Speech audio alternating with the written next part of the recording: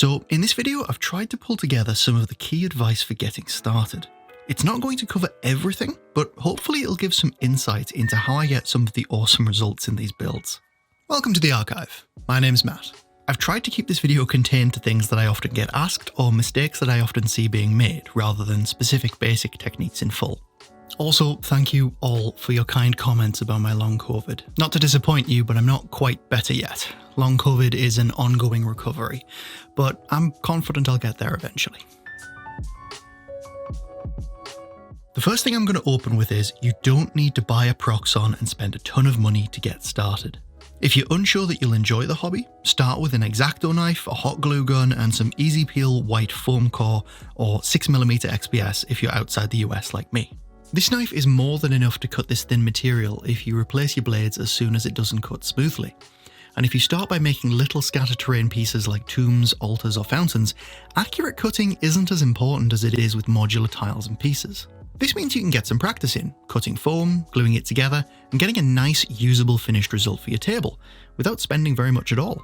It's also a good opportunity to learn some early knife control, cutting the foam at slight angles along a straight measured line to make beveled edges, or to allow flat pieces to connect without an obvious line in the corner. It doesn't matter if it's perfect on the inside, as long as it looks smooth on the outside. With smaller pieces, you can even trim them at the back a bit with a knife to thin them out, giving you a bit more variety and depth, to give you the effect of having thinner foam than you actually do. There's no exact formula needed to do this, no exact sizes required, but if you do feel more comfortable having something to aim for, I've listed the dimensions for these shapes in the pinned comment. Something I will say about getting into the hobby right now is that in some countries XPS foam is a little bit more expensive than it would be usually due to the global shipping apocalypse. But it should come down sharpish in the near future, and in the meantime, you can ask at building sites if they have any offcuts. It can be a good way of getting free supplies.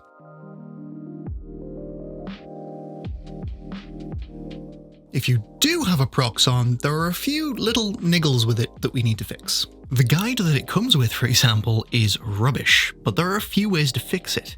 You can make your own using foam, though I'm not totally certain how well this would hold up to longer term use, but Wylock has made an excellent video on it.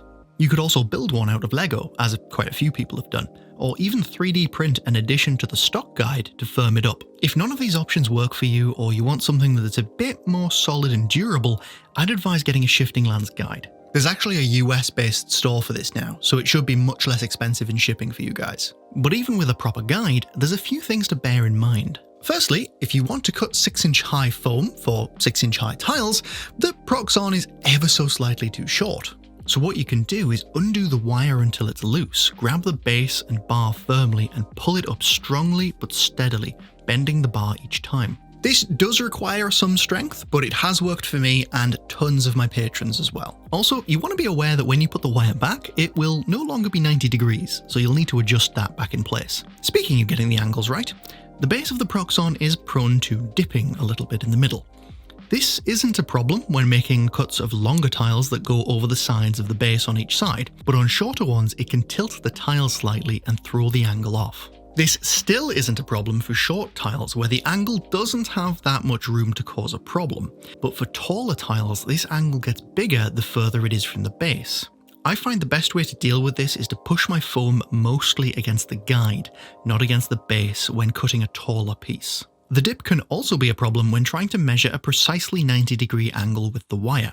If the carpenter square or protractor is off because of the dip, then the angle will be too.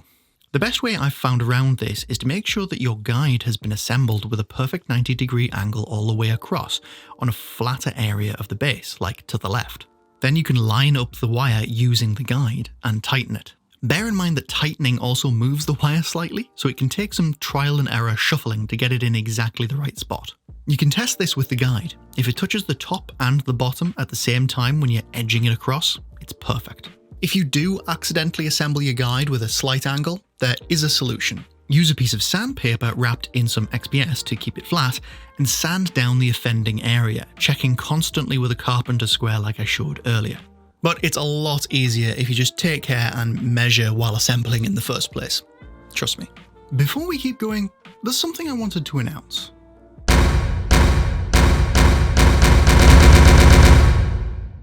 Good news! news, everyone! Thanks to my patrons, I've been able to reinvest some of that support into getting STLs made for the system to make our lives easier. These doors and windows are the perfect dimension to fit your builds and come with slots on the side to fit magnetic wire attachments too. I've also had new windowsills made alongside the windows, which are a really easy way to add a ton of detail to your modular buildings, and also let you glue these shutters to them to make them modular too. I've had several varieties done, from old peasant doors to fancy merchant or noble doors, reinforced or iron doors for dungeons, and even prison doors of both types, iron and reinforced. Alongside my interior wall system, it's so easy to make realistic looking prisons now. Oh, and I slapped in a stone door for those ancient temples and ruins. Finally, I couldn't resist getting a realistically scaled, detailed door mimic designed that fits the door frames that we use perfectly, and even comes with a victim variant that can be printed at 75mm scale for dioramas. All of these pieces are only available as a thank you for my patrons for the next month. They'll come back as throwback thank yous in future months, but I currently have no plans to sell them. I want this to be a special thing for those who help the channel function. Incidentally, most of these doors were printed off on the new M3 Anycubic decided to send me. It's a nice, cheap little starter printer and has a few features that I kinda love, like the VAT with handles and feet, and the tank clean function with edge reinforcement, so it's much easier to clean the tank. The build plate is also a really nice improvement over the earlier generation printers. If you fancy getting one for yourself, check out the links in the pinned comment.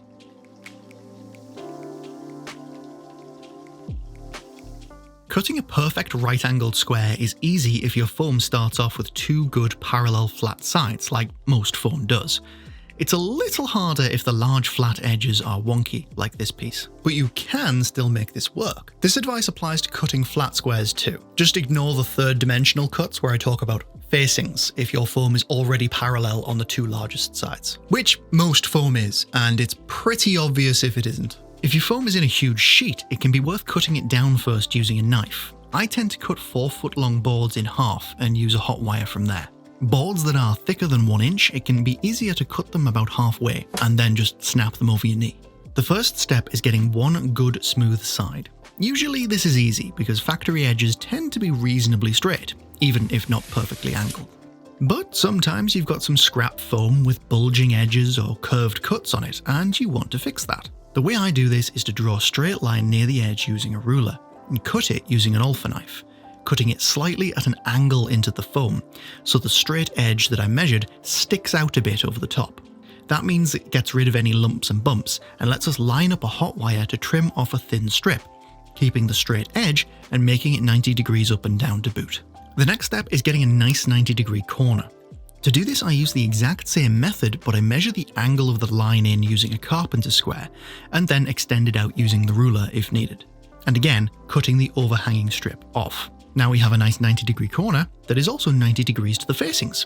Well, one of them at least, if your facings are wonky. Once you have one good corner, if you are needing to trim facings because your foam is wonky, mark it with a pen or slight indent to keep track of it. If your foam facings are nice and parallel, you can just quickly check the angle with a carpenter square if you lose track. From there, put this corner up against the guide of the proxxon and cut off any excess from the opposite side. Now you have two good corners. Finally, do the same for the final uneven edge, the only side that you haven't cut yet, and now you have a perfect tile. Unless your facings are wonky like this. Then there's one final step. Line up the piece with the facing that you've been keeping against the base of the proxxon, against the guide instead. Then just trim the irritating non-parallel facing. Job done. Now, that might seem a bit complicated at first glance, but once you've done it a few times, it literally just becomes second nature.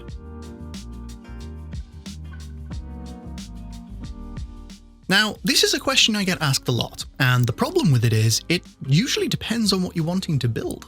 Getting started with some basic cut and stick, as I mentioned earlier, is a completely different thing to accurately cutting modular building pieces, which also have different materials depending on what type of walls you want, and are again slightly different to what you need for accurate modular landscapes or blocks, which are slightly different from each other depending on what finish you want to give on top. The good news is that all of the core purchases are pretty much the same.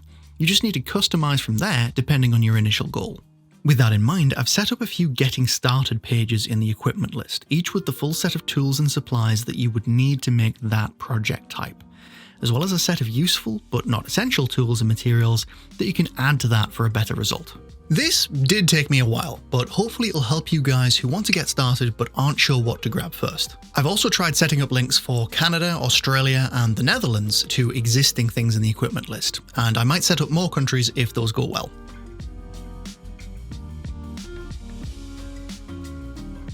Now, another quick word about the tool that everyone has questions about, the proxxon. I get flooded with questions about this by beginners, which is understandable, but the answers are pretty consistent. Do I need one to get started? Well, no, but you really do need it for anything beyond basic cut and stick project. And you definitely want one for modular tiles. The proxxon is orders of magnitude faster and easier, and will cover its own cost by saving you an absolute fortune in replacement knife blades. You also want one because with modular tiles, slightly off angles add up quickly, so accurate cutting is kind of invaluable. Can I just buy a cheap one? Kinda, but not really. See, the benefits of the proxxon are twofold. Firstly, it has variable temperature control, which is essential to be able to cut accurately without melting away a lot of foam. Secondly, it has a built-in guide rail that's compatible with tons of more accurate homemade or third-party guide designs. If you buy a cheap one, making an extremely accurate guide is kind of all on you. Do I need a guide? If you're making non-modular pieces, not really. The slight angle differences can be slightly annoying, but they're not debilitating like they are for modular pieces. They can just sometimes lead to some wasted foam. If you're making any kind of modular tile, it's absolutely essential, as I mentioned, because those small angles will get multiplied the more of them you line up next to each other. Okay, but what about magnets? Well, now you're asking the real questions. My number one piece of advice here, aside from buy the magnet size and strength that I suggest in the equipment list, is to buy a Surebonder hot glue gun. This little beauty makes attaching 3x2mm magnets a breeze. It holds them in place far better without them popping out, and is just straight up superior to other glue gun nozzle types because of this. The little blue one that I used to use is okay, but it will still cause loose magnets. Anything wider or hotter, like the cheap one that I used when desperate, will give you a nightmare of tiles whose magnets refuse to stay put. At least without sealing them in strongly and therefore weakening their hold. Can I use weaker magnets if they're bigger? Yes. 4mm by 2mm N35 magnets like these do work for floor and wall tiles. They're just slightly weaker and slightly more prone to popping out. It's not ideal, but I'm not saying that it can't work either. Oh, and one more thing. I've used my sway as a content creator to get you all discounts on magnets at these providers. More on placing magnets later.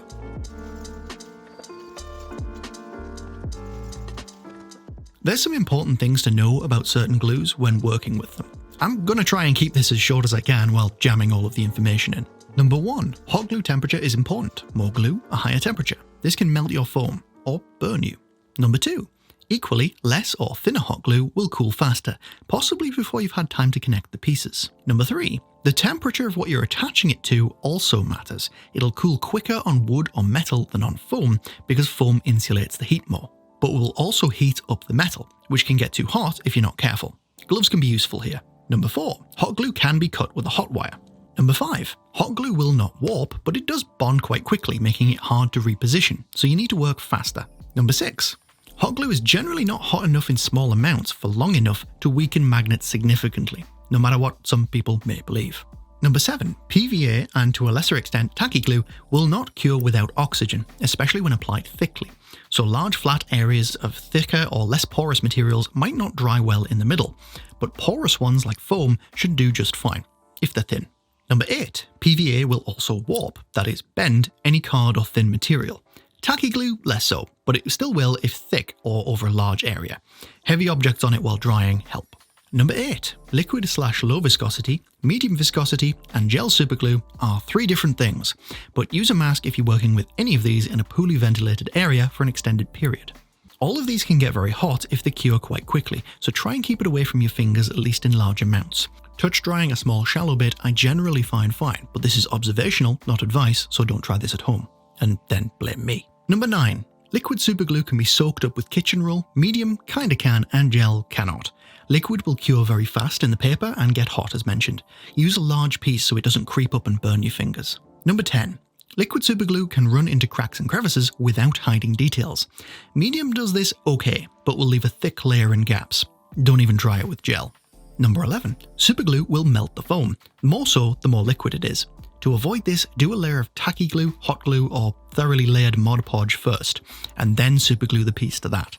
More often than not, it's the hot or tacky glue's adhesion to the other material that's coming off, not its adhesion to the foam. Number 12. Superglue won't warp, but it can leave a frosting effect when used on certain materials. This seems to include certain plastics and this ivy effect that I made from twine and leaf flock, among other things. If you aren't sure, try it on a scrap piece of the material first. That's actually a good general purpose crafting tip. Number 13. Finally, superglue is not oven safe and can release cyanide gas. Generally not relevant, but quite important to know. Number 14. As a general rule, hot glue and PVA work great with absorbent materials like card, wood, foam, and so on because the glue soaks in, but work poorly on smooth surfaces like plastic or metal. Superglue works much better on those as it doesn't need to soak in to form a strong bond. Number 15. Polystyrene cement is the glue that you want for sticking styrene to styrene, including many plastic minis, but almost nothing else.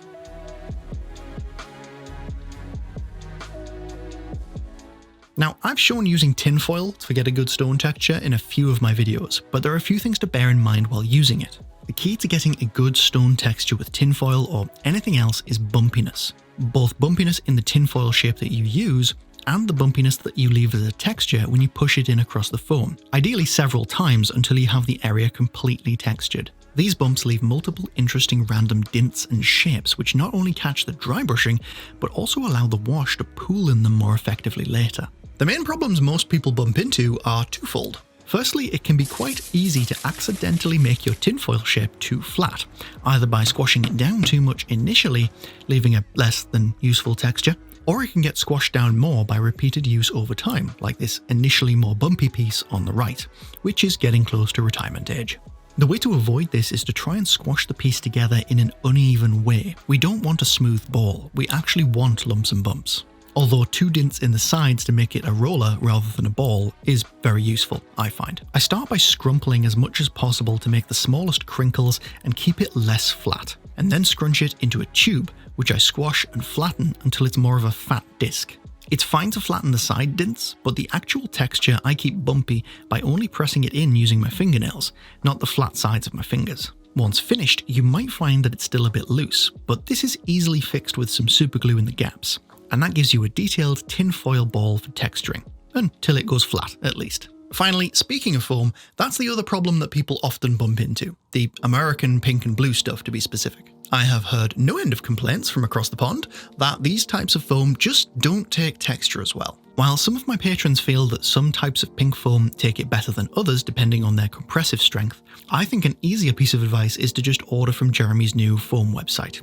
If you didn't know, Blackmagic Craft has sourced a type of foam in the US comparable to Styrodur or my grey foam in Europe.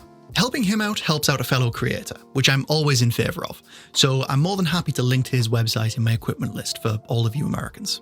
And he's also going to be supplying to Canada soon, apparently. Speaking about other creators, this video is sponsored by Fabio from Making Salon.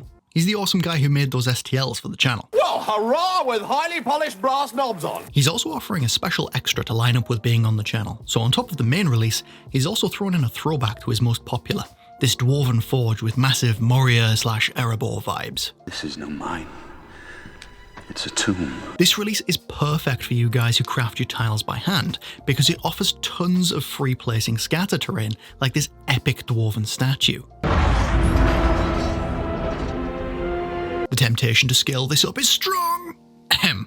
He also includes a ton of other useful stuff, like these really nice dwarven forge bits, and even separate weapons. Separate weapons! Now those we can have some fun with. And this is just the throwback. His theme for this coming month is Viking Village and Oracle, which given the quality of his previous Longboat and Draugr release, has me really damn excited. I'll be honest, this release is what drove me to get in touch with him to make STLs for me. So if that isn't an endorsement, I don't really know what is. There are links in the description and pinned comment. And he even still has early access slots for just £7. Hell of a good deal.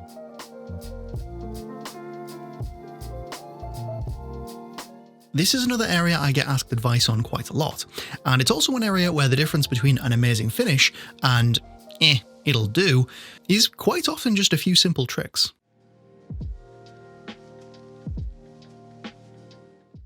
Priming is super important. It massively increases the durability of your pieces and also makes sure that the paint doesn't peel, among other things. But you want to make sure that you prime with as much undiluted Mod Podge as possible in the first layer, even if that means priming in black because it covers colour so well. I can usually get away without priming in black because of my grey foam, but with almost any other colour you want to add in the smallest amount of black paint to the Mod Podge possible to get it to turn black, or at least dark grey. This mix came from Jeremy originally, but it's surprisingly easy to make less effective by mistake. You don't want to add any water to this mix besides a mostly dry, damp brush. You also don't want to use a wet palette for this. I find that it waters down the mix quite easily when using big brushes, as the brush can squeeze more water from the palette into the mix by mistake. You also don't want to use too much Mod Podge at once. You want a solid thin coat, and by that I mean enough that it soaks into the porous foam, making it a solid black, but make sure that you pick up any excess that's left over with your brush and use it to start the next section. This also applies to paint later. If you leave excess like this in gaps or on the surface, you'll get a smooth, untextured blobby area that just won't look natural.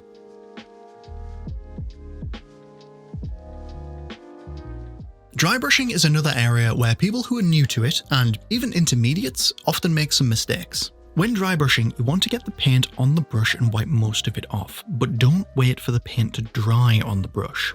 If you do this, the effect will be more spattered and sort of granular as the dry paint sticks in clumps.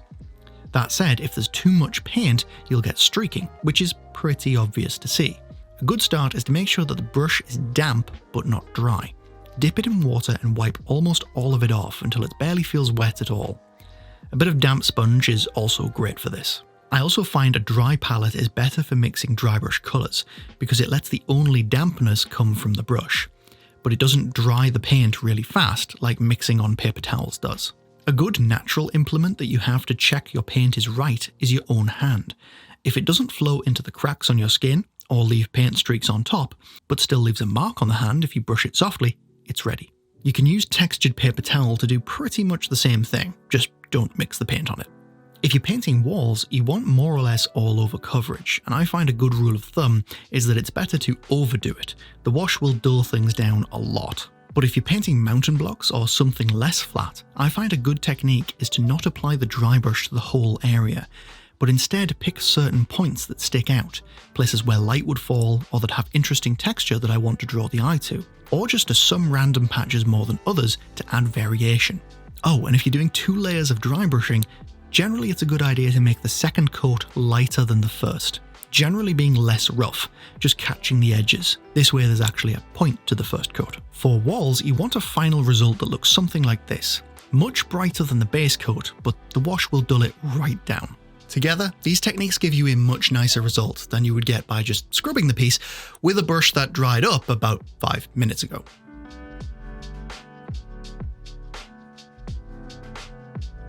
Washes are also something I get asked about frequently. With terrain, particularly with stone, I find that the key is to lay them on thick. You want the wash to pool in the cracks and crevices. We aren't just looking to darken the whole paint job with a thin layer, or we could have just used darker paint. What we want is deeper shadows in deeper areas and lighter ones in more shallow areas, something that wash does very well. The only time wash is too much is if there's a texture in the dip or crevice that you want to be seen and the wash is drowning it. Then you can soak it up using a little paper towel, but only until the detail is visible, then stop. Any wash that overflows will just flow down to the bottom of the tile, where it's a good idea to have it on newspaper or paper towel that will soak it up a little. I also generally wash my pieces flat these days, so that the wash can settle in the details and add that shading, rather than rolling off and washing to the bottom, taking all of the detail with it. I found that this has a particularly bad effect for washing wall tiles while they're standing up. It is important to soak up the excess if you do this though, so the pieces don't stick to the newspaper or leave black coffee stains on the other side of your pieces or at the bottom of the edges.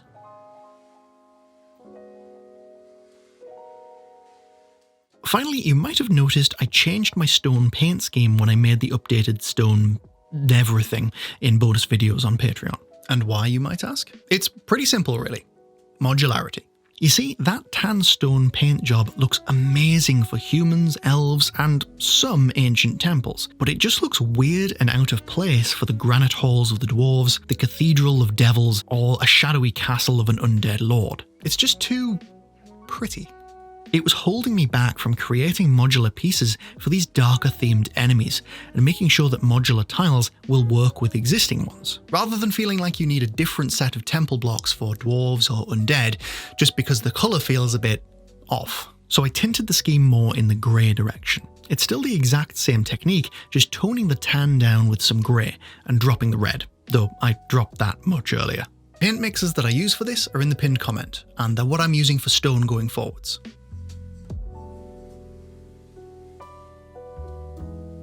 There are a multitude of ways to do this, including several quite creative methods that my patrons and my audience have come up with to suit their own preferences. I'll start with the easiest. If you're using the Sure Bonder that I link in the equipment list, the hole will be the perfect size for the magnet, and you can just squeeze glue in, push a stick in, bend, and pull it off. To make sure I get the right polarity in every hole, I do all of the north poles at once, then all of the south, and attach the stick to a finished tile on the appropriate pole, north or south, between each magnet placement, which means when I pick it up, it's the right way around to place. This method also works for larger magnets and larger holes, pushing an indent in and widening the hole until it's barely big enough to squeeze the magnet in, then relying on the pressure of the elastic foam to hold the magnet, rather than a thick layer of the more rigid hot glue, which won't grip it as tightly.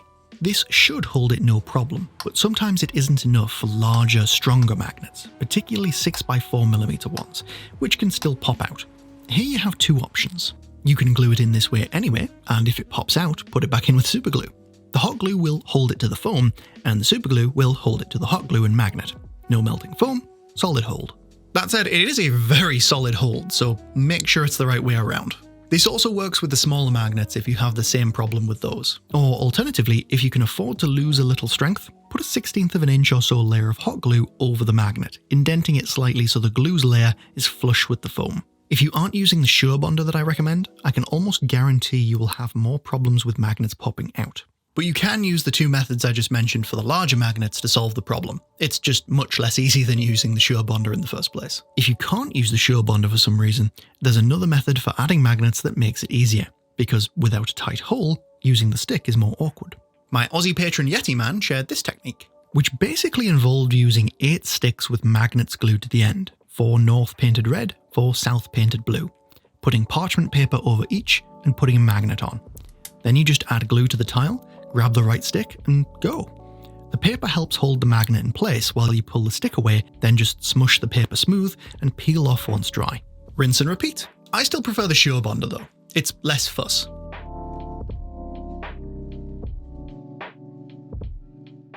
The never-ending question. The key to sealing terrain is... yeah.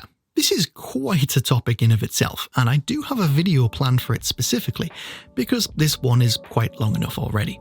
What I've said about sealing terrain in existing videos is pretty much correct. There's just a ton of tips and tricks that make it easier or turn out better or stronger. But that's another video. I hope this has been useful to you guys, and until next time, I'll be in the archive.